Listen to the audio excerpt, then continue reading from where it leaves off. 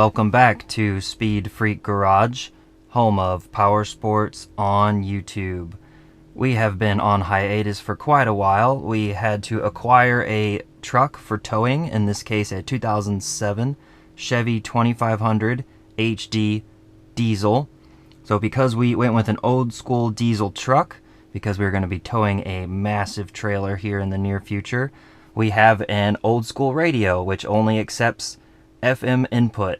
So we went on a trip. I went to O'Reilly's, got the cheapest FM transmitter I could, in this case the Go XT, and we hooked it up, and we had a pretty abysmal experience. There's humming, static, it doesn't sound good. And so what I did is I pulled up a copyright-free song. Like, you can even hear it's not happy right now.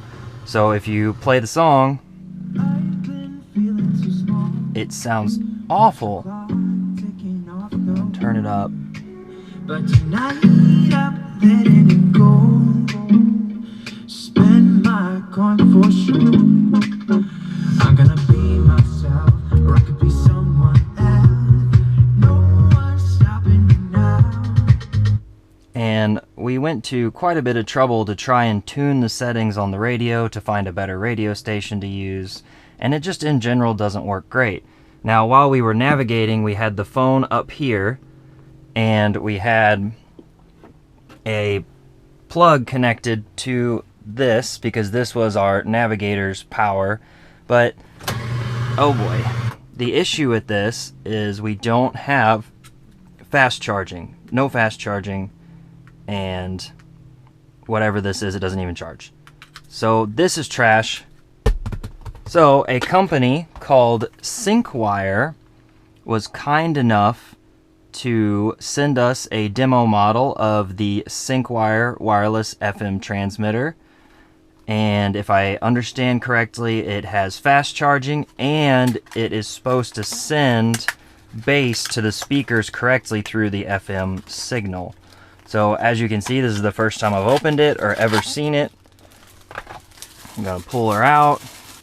Okay, read the operation guide before using, of course. So you can see here we have a USB-C 36 watt and a QC 3.0. Now, in this case, I have both cables, so we can test both. So the first thing we're gonna do is test the, oh, that's cool. I wonder if you can turn those RGBs off. But anyway, so we got the phone open here, and as soon as we plug this in, and we plug the phone in, so you can see on the phone, it's charging, 79% charging. So it's not recognizing the fast charger on the USB original, I think USB-A. So we're gonna try the C to C. So we're gonna go USB-C to USB-C, charging rapidly. Okay, so if you have an Android phone, for example, this is a Pixel 6a, this will get you your fast charge. So I am charging rapidly on USB-C to USB-C. So the next step, obviously, is to pair to this device, and I'm going to guess, oh, they have printed instructions. So I'm getting really tired of companies not sending printed instructions, and then you gotta go Google it. So the operation guide, plug the FM transmitter into the cigarette lighter and briefly press the CH button, push the multifunction button, let right, okay. Yeah, that probably would have, okay, and it was 87.9. Okay, we are on 87.9. Pair your mobile phone, SWXC. Alright, so we are going to hop over to the phone and Bluetooth to pair new device. Yes. XC966. Here we go. Pairing up. Yes, because we'll be navigating. Okay, it's turned the volume all the way up for me, and you want to make sure everything, phone calls, media, input, contact. So now, if we go back to our music, of course, turn it on, Now, first of all, you'll hear there's no static coming out, so that's awesome. Let's see what happens. I've been feeling too small. Watch the clock ticking off the wall. But tonight I'm letting it go. Spend my coin for sure. I'm gonna be myself, or I could be someone else. No one's stopping me now. I'm gonna skip my breaks. I'm gonna make mistakes. I just wanna feel alive. It's just what I do when. So that's actually, I was skeptical because when the song started, there was a little static. But as soon as that bass line kicked in, there was actual bass and not just a bunch of... I can't make sound effects.